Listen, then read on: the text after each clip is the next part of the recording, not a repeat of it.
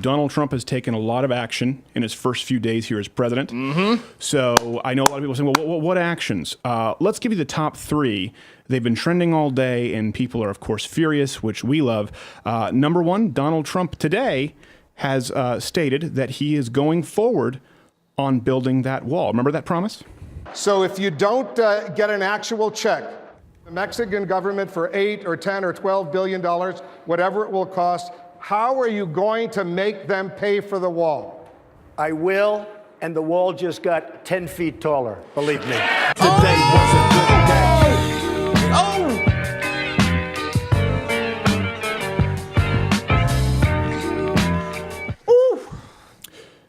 Pretty good. Damn. Pretty good. Another thing that just happened today, I don't know if you remember his promise, but now he's going to follow through. He has put a stop, or is trying to put a stop, to refugee immigrants from war-torn Islamic countries. Let's go back in memory lane. Donald J. Trump is calling for a total and complete shutdown of Muslims entering the United States until our country's representatives can figure out what the hell is going on.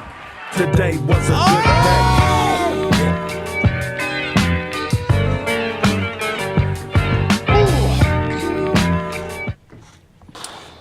Finally, this one is one of our favorites. Not so much a statement from him as a result of his actions.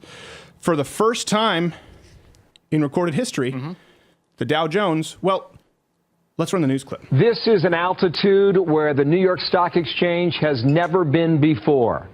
20,000. Today was a good day.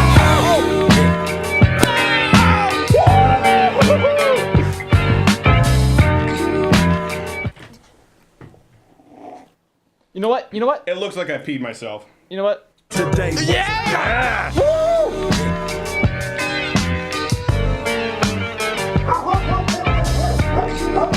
Let's expand upon Donald J. Trump, President Donald J. Trump. Oh, that sounds good. You were going to hit it again, were you? No. Shivers. So he's cracking down on Islamic immigration, or immigration from refugees.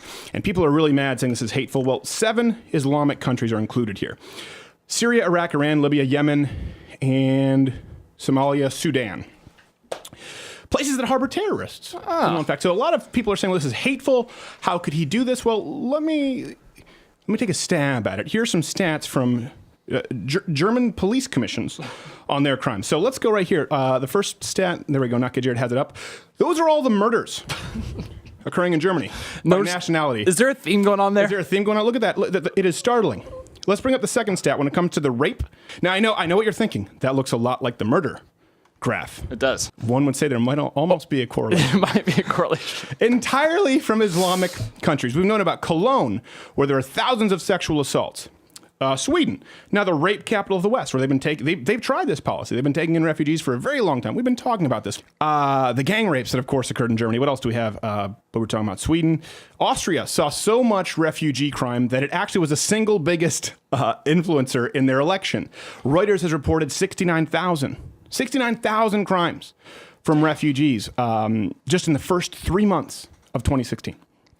Some might call that staggering. Some might call that a statistic that would be statistically noticeable. Yes. Some might say. Noteworthy indeed. And that's what, like we talked about earlier in the week, people say, well, Americans are so intolerant. Actually, more than 60% of Germans, more than 50% of people from the UK want a full ban on the burqa, compared to only 25% of Americans. So even though they're further to the left of the United States, they want their free health care. They don't want to pay for stuff. They obviously don't have any national defense to speak of. You're welcome, courtesy of America. They've been down this path, and they're saying, America, now get your act together. We don't want it.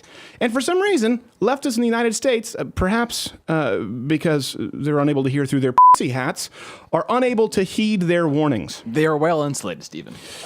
So this is where we are. I'm a huge fan of the fact that Donald Trump wants to put a temporary ban on Islamic refugees because we know it hasn't worked well. Here's something else that's upset people really, really badly. Slate, actually. So Trump wrote this. This is something that when I read it, I thought, well, doesn't that seem incredibly benign? This is from the whitehouse.gov page as it relates to law enforcement. They wrote, the Trump administration will be a law and order administration. President Trump will honor our men and women in uniform and will support their mission of protecting the public. The dangerous anti-police atmosphere in America is wrong. The Trump administration will end it. So what does Slate say?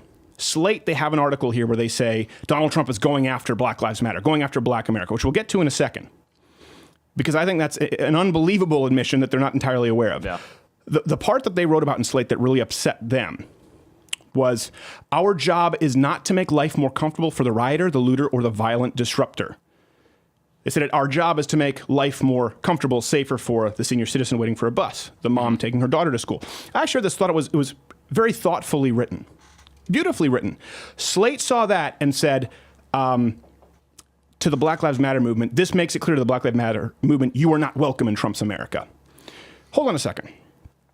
That's a tacit admission that Black Lives Matter consists of violent looters and violent disruptors and protesters. To give you an idea, listen, Donald Trump does not want to go after, and this is what the left wants to do, right? Of course, Donald Trump, he's a fascist, is how they want to sell it. He just wants to go after anyone. No.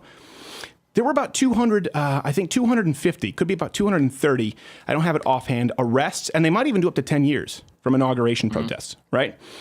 Now, that sounds bad, but take that number from the tens of thousands, according to CNN, or the billions, according to Sean Spicer, who attended the inauguration. Split the difference, I think, is reasonable. Somewhere between the two. Of the tens of thousands, hundreds of thousands of people who attended the inauguration and people who protested the inauguration, 250 is remarkably subdued. So what does that tell you? They're not going after people holding up signs saying, not my president, illegitimate president, Donald Trump sucks, or hands off my pussy. They're going after people who are throwing trash cans ablaze through Starbucks windows and destroying small businesses. So it's easy to point to 250. That's because there were hundreds of thousands of people, tens of thousands of people protesting peacefully. The people who were violent disruptors get put in prison. Am I the only one who finds this remarkably logical? Yes. Seems pretty good to me. Yeah. I don't know. You can tweet me at SCredit. There's not much more to say about it. That's how logical it is. No. Well, here's something else. Of course, the left is saying, well, this is fascism to a T. It's silencing voices of dissent. No, it's not. It's putting criminals behind bars. And just to, well, maybe you might disagree with me, but I don't think this is something that a fascist would typically write. He went on to write, and this was not included in the Slate article, supporting law enforcement means supporting supporting law enforcement means supporting our citizens' ability to protect themselves. Okay, we will uphold Americans' Second Amendment rights at every level of our judicial system. Now, would it stand to reason, Your Honor, that fascists, when they want to overpower a people, a populace, that they typically don't want to arm as many of those people as humanly possible? Again, fascist, you don't give more people guns. Guns, firearms, and the reason it's so important as the Second Amendment is it's emblematic of freedom. It's autonomy. It's the great equalizer. All of a sudden, a woman is as strong as a man. A weak man is as strong as a big man. That's why they called the Colt revolver the great equalizer. That's what it is. It's a representation of freedom. Hence why most fascists and dictators disarm their citizens. But I guess, listen, Trump's clearly a fascist. He shares more in common, I think, with a lot of fascists in the past than maybe we want to admit. Yeah. And we were going through the archives, and, well, we did stumble. I'm surprised you found this. In the spirit of being honest and being fair, we did come across this archive that we thought was startlingly comparable to Donald Trump, Adolf Hitler. After his surprising ascension to power, it is now Adolf Hitler, the Fuhrer, who will lay out his national policy for the future of a great Germany. And so I say to you, great people, my first actions will be to ensure that every household, including Judens, have firearms to protect their own individual rights and liberties. A Luger for everyone, even Judens. Also, I will ensure lower tax on small businesses. For every German, including Judens, you will pay no more than 15%. Also, 6 weeks paid maternity leave for every German. This bullsizing of working so quickly after your service has dilated must stop now. Bullsizing. After that, we will defund Planned Parenthood and then invade Poland.